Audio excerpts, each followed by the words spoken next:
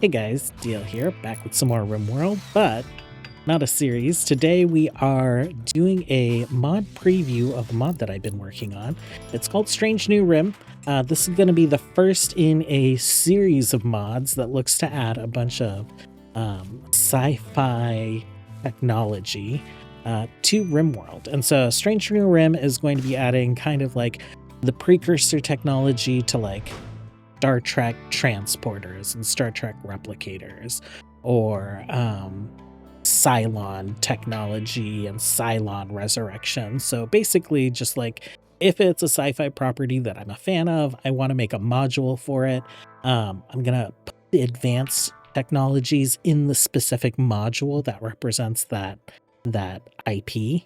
But the core module will always have some kind of like intro tech that ties into the additional modules that I've been creating.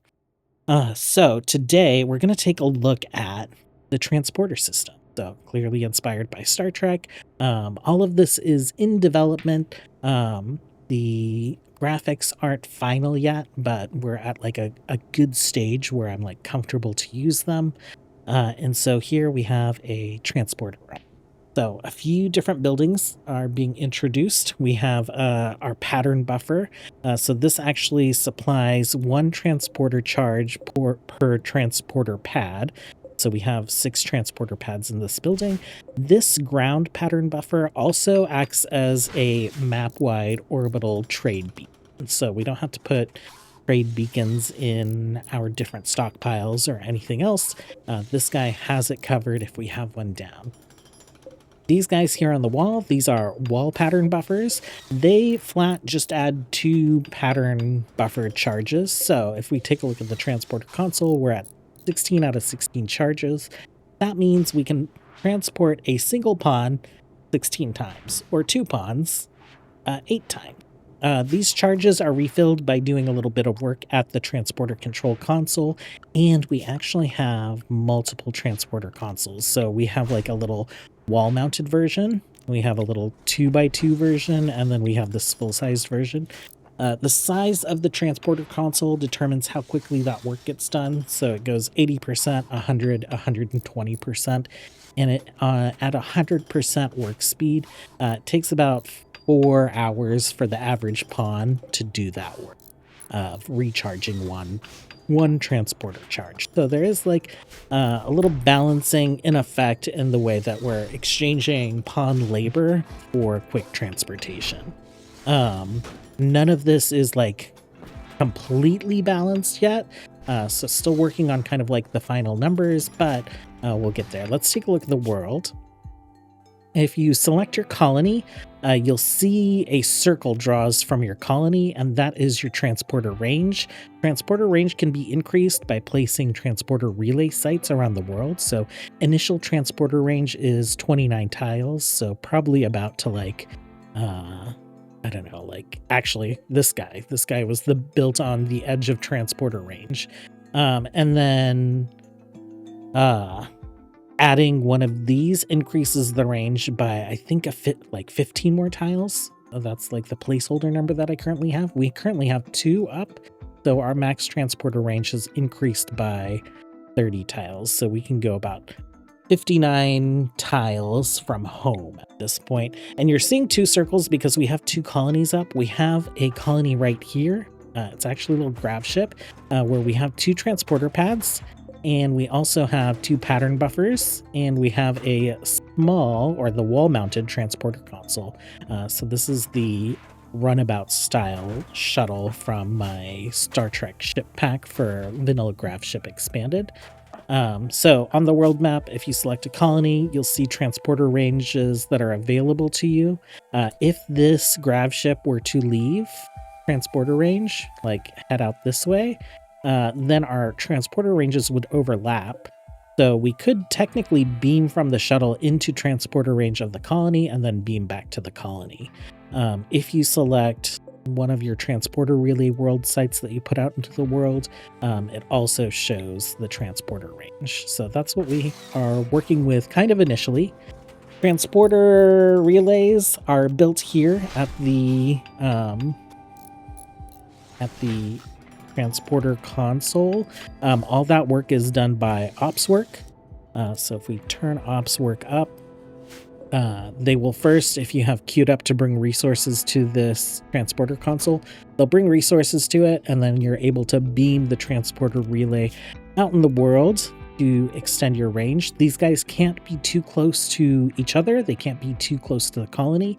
So when you are placing them, you will see that limitation pop up with like red circles.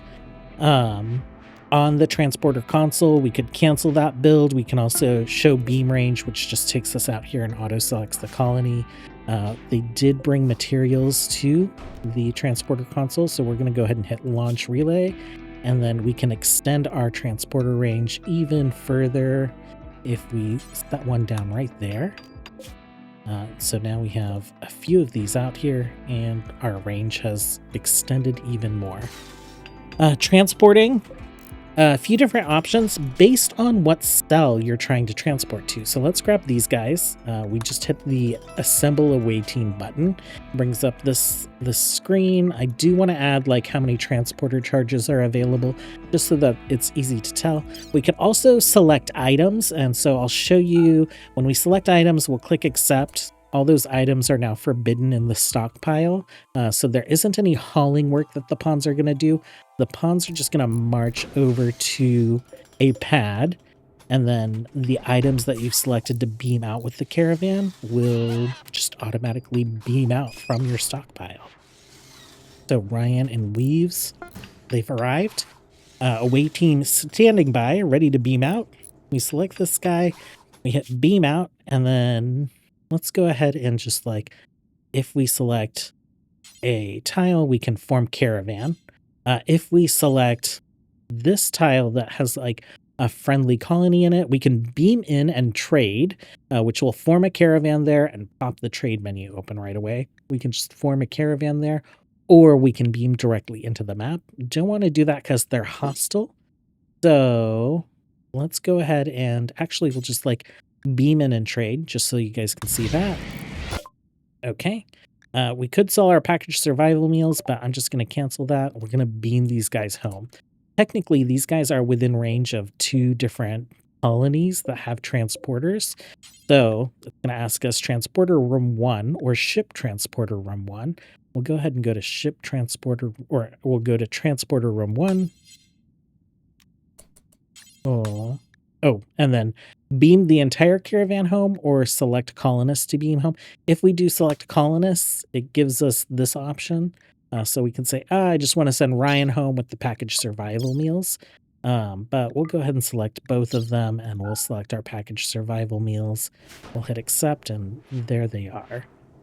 Yeah, so I need to clean maybe that up a little bit, because you get that double selection of, which colony do you want to beam to if you have multiple, and do you want to beam the whole caravan, or do you just want to beam part of the caravan? Let's go ahead and beam these guys to a hostile site. We won't bring anything with us, but we'll take a look at that. And so we can go ahead and beam out, and we'll beam in here. We could form caravan there and continue to like caravan elsewhere. That's something maybe we want to trade with this faction. It's just out of transporter range, so we could beam right here, caravan over, and then caravan back into transporter range. But let's go ahead and select beam in location. Going to generate the map for us. And then we can select where we want to have that beam kind of centered around. So let's go ahead and set it right there. Oh, took a moment, but there they are. If we go to the world site, you can see that we're actively here. You can see that we do have the beam out option. So we could, let's say we needed to retreat. We could make that hasty retreat, or let's say Ryan has become injured, but we want Weaves to continue on with the mission. We could leave Weaves there to keep fighting. Here, cannot beam items while hostiles are present.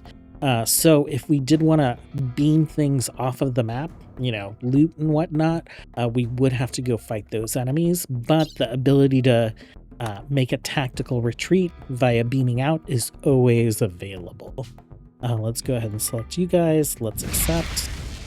And and we got them beamed home. That's something that I'm realizing we probably need to add the option of like, where do you want to beam to on that? So that'll be some notes that I take. What else is going on? I think the other thing to kind of like be aware of is can't really see it there. Your gear. Okay, so Murrah, yeah, your Ryan's hair is in the way, has a little badge. So if we pop that badge off, it'll pop off. We'll go ahead and force wear the badge. And you can see he has a beam home icon while he's on the home map.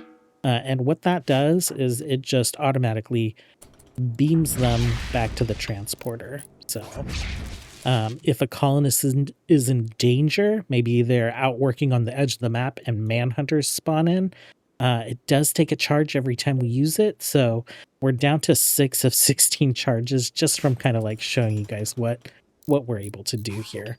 Let's go ahead and just do one more thing. We'll assemble way team, and Murrah is right there. We're going to accept him. You can beam a target onto a map that you have open, even your home map. So this is the map that Murrah is currently on. If we select it, we can select a beam in location. So if we wanted to maybe send a group to flank that pack of manhunters, we could wait for those manhunters to wander in, and then we could beam Murrah in right behind them. And from here, we can just like beam you guys home. Maybe we need to pick up some new supplies. So they will go ahead and gather. And once they're ready, we can say, hey, go ahead and head on home, you guys. I think that is it for the preview of the transporter system today. Just a little polish, I think, and it'll be ready to go. We'll finalize these graphics. Other systems that we're working on for Strange New Rim is an electroplasma system that takes excess energy and condenses it into a plasma resource that can be used for backup power. Oh god, these monitor lizards are trying to eat each other. Can be used for backup power. Plasma can also be used as a crafting resource in place of actual resources. And we have the gear, which you've been able to kind of like see in this preview. So Murrah is rocking the full Odyssey Expedition outfit, which includes the jumpsuit on the middle layer, armor on the top layer, a helmet, and a comm badge.